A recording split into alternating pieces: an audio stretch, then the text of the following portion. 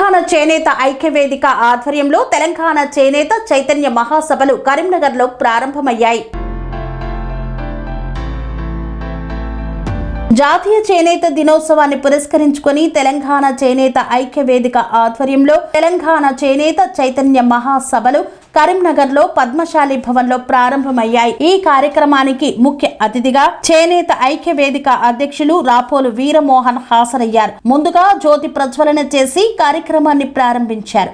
అనంతరం మీడియాతో మాట్లాడుతూ ఈ మహాసభ నందు నూతన మున్సిపల్ చైర్మన్లు మరియు సహకార సంఘం అధ్యక్షులను ఘనంగా శాలువా మరియు జ్ఞాపికలతో సన్మానించారు. ఈ కార్యక్రమంలో కన్వీనర్ వెలకంటి శ్రీనివాస్, భీమ్నాథ శారద, శాంతి, ఉమారాణి తదితరులు పాల్గొన్నారు. అందరికి నమస్కారం.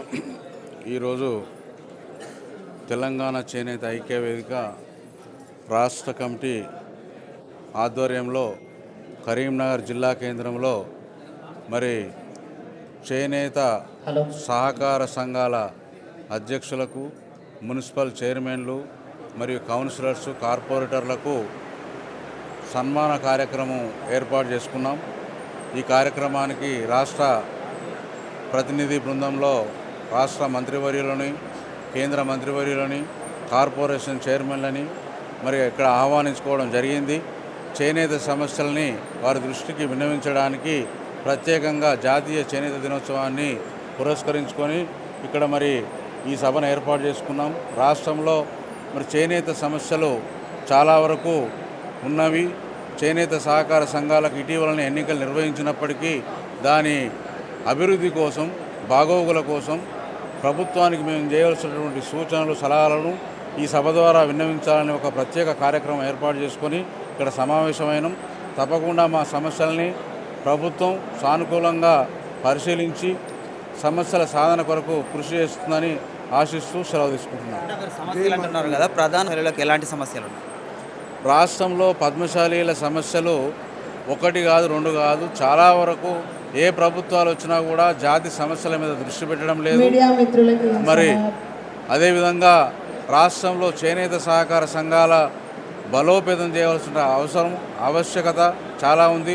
14 సంవత్సరాల సంది చేనేత సంఘాలకు ఎన్నికలు లేకుండా మరి నిర్వీర్యమైపోయినటువంటి సంఘాలని మళ్ళా పునః ప్రారంభించి ఆర్థికంగా బలోపేతం చేసినప్పుడే తప్పకుండా ఈ సహకార వ్యవస్థ బలపడుతుంది. మరి రాష్ట్రంలో ఎప్పుడో 1950 ప్రాంతంలో ఏర్పాటైనటువంటి సహకార చట్టం, ఆచార్య కొండా లక్ష్మణ్ బాబుజీ గారు ఏర్పాటు చేసినటువంటి సహకార సంఘాల వ్యవస్థని నాడు ఎలాగైతే ఉందో మరి అదేవిధంగా నేడు కూడా ఈ సహకార వ్యవస్థను బలోపేతం చేయడానికి మేము మా వంతు కృషి చేస్తున్నాం. ప్రభుత్వానికి మా సూచనలు, సలహాలు ఇస్తున్నాం.